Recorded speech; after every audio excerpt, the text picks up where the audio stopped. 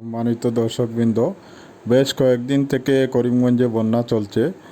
এই বন্যা চলাকালীন সময়ে আমি একদিন ভাবলাম যে চলো দেখা যাক কুশিয়ারা নদীতে জল কেমন। শুধু আমরা করিমগঞ্জ স্টিমার ঘাট দিয়েই কুশিয়ারা নদীতে বন্যা পরিস্থিতি দেখি। আজকে চলে গিয়েছিলাম করিমগঞ্জ শহর থেকে 6-7 কিলোমিটার দূরে তিলাইয়া গ্রামে। সেখান থেকে আমি চলে যাই কুশিয়ারা নদী তীরবর্তী কাঁটাতারের ঘেঁষা রাস্তায়। আমার সঙ্গে ছিলেন মসরুর, তো উনি ভিডিও নিচ্ছিলেন আর আমি কাঁটাতারের বেড়ার ডান দিকটা, যেটা একদম কুশিয়ারা নদীর তীরে, সেই দিকটা অবলোকন করছিলাম গাড়ি চালানোর সাথে সাথে। এখানে এই ভিডিওতে আপনারা দেখতে পাচ্ছেন এমনি ঘাস জঙ্গল, গাছগুলো দেখা যাচ্ছে নদীর তীরে এবং কাঁটাতারের বেড়ার মধ্যে। এইখানে একসময় ঘরবাড়ি, এই জায়গাগুলোতে ঘরবাড়ি ছিল।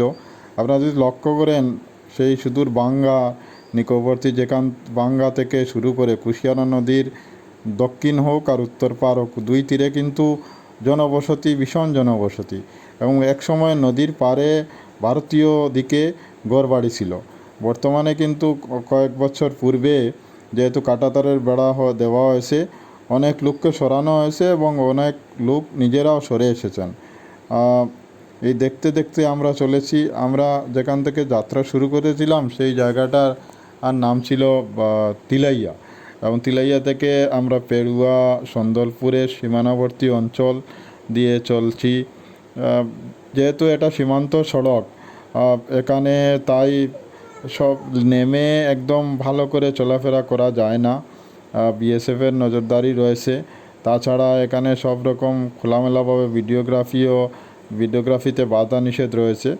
আমরা শুধু গাড়ি থেকে বসে বসে আপনাদেরকে দেখানোর জন্য যে নদী কিন্তু বেশ দূরও নয়, 50 মিটার হবে না, 30-40 মিটার পরেই নদী।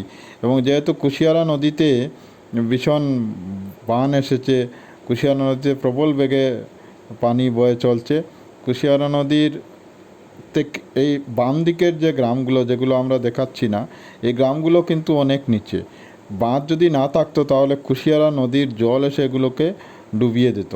কিন্তু যেখানে আমরা বর্তমানে আছি, সন্দলপুর গ্রামের উত্তর দিকটাতে, এখানে কিন্তু আবার আমার যেটা মনে হয় যে বাঁধ পেরিয়েও, যেহেতু এগুলো বাড়িঘর ছিল তাই অনেকটা উঁচু ছিল গিয়ে, সেই তুলনায় বাম দিকের যে মাঠ যেগুলো রয়েছে, আমাদের এখানে ভিডিওতে আসছে না, সেগুলো কিন্তু অনেক নিচু।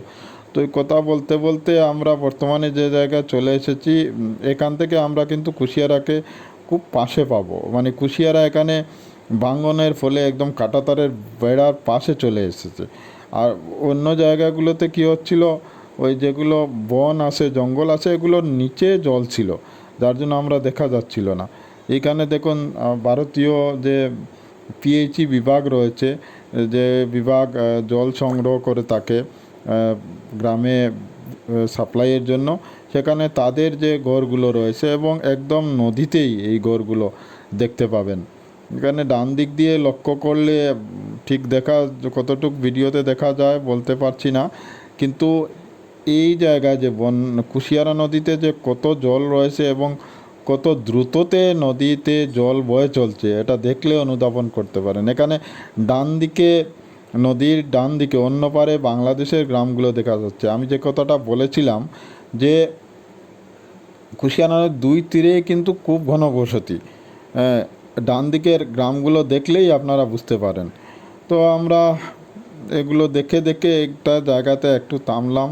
তারপরে এই জায়গা থেকে দেখলে দেখা যায় যে নদী পূর্ব পশ্চিম দিকে এসে অল্প উত্তর দিকে বাঁক নিয়েছে। এখানে একটু থামার পর আবার আমরা চলতে চলতে জগন্নাথী গ্রামের পাশে চলে এসেছি। এই জায়গাতে আমরা স্থানীয় লোকের সঙ্গে কথা হয়েছিল, ওনারা বলছেন যে এখানে অনেকটা নদীতে ভাঙনের ফলে নদী একদম কাঁটাতারের বেড়ার পাশে চলেছে। এখানে নদী ডান দিকে, আমাদের বাংলাদেশের দিকে ভাঙন হচ্ছে না, নদী ভাঙনটা ভারতের দিকে, বাম দিকে। আচ্ছা, এইখানে যে নদীর উত্তর দিকটা, আমরা যতটুকু জায়গা চললাম, উত্তর দিকটা বাংলাদেশের সিলেট জেলার জকিগঞ্জ থানার অধীনে, এবং আমাদের অঞ্চলটা হলো আসামের করিমগঞ্জ জেলার করিমগঞ্জ থানার অধীনে। তো চলতে চলতে একদম শেষ পর্যায়ে চলে এসেছি। এখান থেকে কুশিয়ারা নদী স্পষ্ট দেখা যাচ্ছে। আর আমাদের ভিডিও প্রায় এখানে শেষ হয়ে যাবে। জায়গাটার নাম হলো জগন্নাথী। এখান থেকে আমরা বাম দিক দিয়ে চলে যাব নদীর তীর ছেড়ে সোজা বাঘাসঙ্গনের উদ্দেশ্যে। ধন্যবাদ আপনাদের সবাইকে এই ভিডিওটি দেখার জন্য।